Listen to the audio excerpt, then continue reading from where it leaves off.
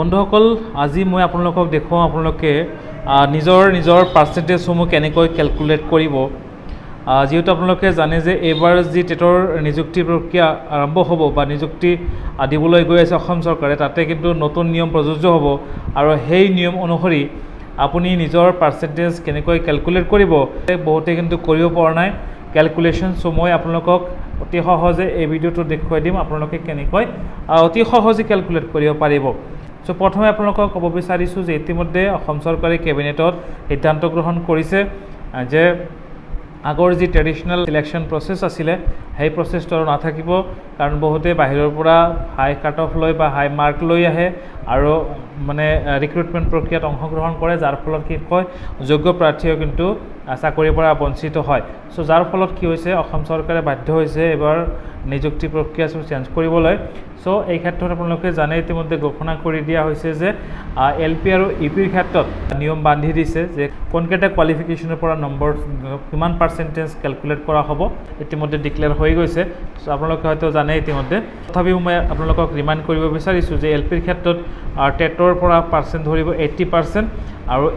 higher সেকেন্ডাৰীৰ পৰা ধৰিব 5% আৰু বিএড যেহেতু বিএড ইতিমধ্যে উল্লেখ আছে এইখনত কিন্তু বিএড নিশ্চিতভাৱে মানে এলিজিবল নহব এলপিত যেহেতু আপোনালোকে জানে ইতিমধ্যে সুপ্ৰিম কোৰ্টৰ পৰা ৰায় এটা আহিছে ভাৰ্ডিক্ট এটা আহিছে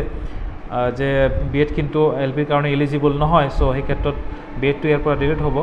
সো ডিএলএডৰ পৰা 5% ধৰিছে আৰু গ্ৰেজুৱেচনৰ পৰাও 10% ধৰিছে কিন্তু গ্ৰেজুৱেচনৰ পৰা 10% টো এটো এটা ডাউটফুল হৈ আছে কাৰণ এলপিৰ কাৰণে গ্ৰেজুৱেচন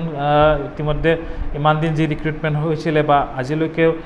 সেন্ট্ৰেল গভৰ্ণমেন্টৰ জবে হওক এলপিৰ ক্ষেত্ৰত কিন্তু কোনো ধৰণৰ ডিগ্ৰী কিন্তু বাধ্যতামূলক কৰা নাছিল সো কিন্তু ইয়াতে ডিগ্ৰী কথা মেনশন কৰিছে যি নহওক আপুনি প্ৰথমতে জানি লওক যে ক্যালকুলেশন কেনেকৈ কৰিব আপোনাৰ পাৰ্চেন্টেজ মই ইয়াতে এক্সাম্পল হিচাপত দি আছো আপোনালোকক যে টেটৰ 80% কেনেকৈ ক্যালকুলেট কৰিব টেটত আপোনালোকে যদি পাইছে 90 যদি আপুনি টেটত 90 পাইছে আৰু 90 ৰ আপোনালোকে পাৰ্চেন্টেজ ওলাব আৰু যদি 90 ডিভাইড বাই 150 ইনটু 100 কৰিব 100 কৰি আপোনাৰ পাৰ্চেন্টেজ হ'ব 60 সো যদি আপুনি 90 পাইছে টেটত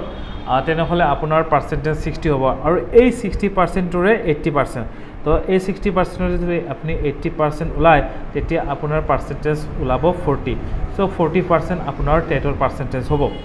নেক্সট আপোনাৰ এইচএছৰ ক্ষেত্ৰত দিয়া আছে যে 5% ধৰিব যদি আপোনাৰ এইচএছত 60% আছে তেনেহলে 60% অৰ 5% 3% সো তাৰ পিছত ডিএলএডৰ পৰা 5% ধৰিব আৰু যদি আপুনি ডিএলএডৰ 60 প্লাস বা 60% পাইছে তেনেহলে তাৰ 5% হলে আপোনাৰ পাৰ্চেন্টেজ হ'ব 3% আৰু নেক্সট গ্ৰেজুৱেচনত যদি আপুনি 60% পাইছে বা 6 পইণ্ট পাইছে তেনেহলে আপোনাৰ তাৰ পৰা 10% আপুনি ধৰিব লাগিব 60% আৰু 10% 60% আৰু 10% হলে 6 হ'ব সো এইকেটা আপুনি কি কৰিব লাগিব 80% আৰু 80% আপুনি কি কৰিব লাগিব প্লাস কৰিব লাগিব প্লাস কৰি যিমান পাৰ্চেন্ট হ'ব আৰু হেতুই হ'ব আপোনাৰ টোটাল পাৰ্চেন্টেজ আপোনাৰ এনেকুৱাকৈ আপুনি ক্যালকুলেট কৰিব পাৰিব আৰু ইপিৰ ক্ষেত্ৰতো এনেকুৱা সেম ওয়েট আপুনি ক্যালকুলেট কৰিব পাৰিব কাৰণ ইতিমধ্যে বহুতে কিন্তু সমস্যাত ভুগি আছে ক্যালকুলেট কৰিব পৰা নাই সো মই আপোনালোকক বুজাই দিলো যে আসলতে আপুনি টেটৰ যি পাৰ্চেন্টেজ আছে সেই পাৰ্চেন্টেজৰ 80% আপুনি ওলাব তাৰ পিছত হায়াৰ সেকেন্ডাৰী যিমান পাৰ্চেন্ট পাইছে তাৰ 5% ওলাব আৰু ডিএলএডৰ যিমান পাৰ্চেন্ট পাইছে তাৰ 5% ওলাব আৰু গ্ৰেজুৱেচনৰ যিমান পাৰ্চেন্ট পাইছে তাৰ 10% ওলাব উলাই আপুনি গোটেইকেটা পাৰ্চেন্ট যোগ কৰি যিমান পাৰ্চেন্ট হ'ব আৰু হেতু হ'ব আপোনাৰ টোটাল পাৰ্চেন্টেজ সো এনেকুৱাকৈ আপোনাৰ মেৰিট সমূহ প্ৰস্তুত কৰা হ'ব সো আশা কৰোঁ আপোনালোকে বুজি পাইছে নেক্সট মই আৰু এটা কথা আপোনালোকক ক'ব বিচাৰিছো যেহেতু এইবাৰ টেটৰ পাৰ্চেন্টেজক বেছিকৈ গুৰুত্ব দিয়া হৈছে যাৰ ফলত যিসকল প্ৰাৰ্থীৰ টেটৰ নম্বৰ অলপ ভাল মানে 100 প্লাস আছে সেই সকলৰ 100% চাকৰি পোৱাৰ সম্ভাৱনা আছে এটা কনফিউজন এতিয়ালৈকে আছে যে আমি বিচাৰিছো যে এলপিৰ ক্ষেত্ৰত বিএ বা বিএসসি বা বিকম বা দ্যাট মিন্স গ্ৰেজুৱেচনৰ নম্বৰ যাতে এড নহয় কাৰণ বহুতো এনেকুৱা প্ৰাৰ্থী আমি দেখা পাইছো যে হিয়াতৰ হায়াৰ সেকেন্ডাৰী পাস কৰাৰ পিছত ডিএলএড কৰিছিলে এতিয়ালৈকে তেখেতৰ মানে ই কমপ্লিট হোৱা নাই এনেকুৱা প্ৰাৰ্থী বহুত আছে বা গ্ৰেজুৱেচন কৰিব পৰা নাই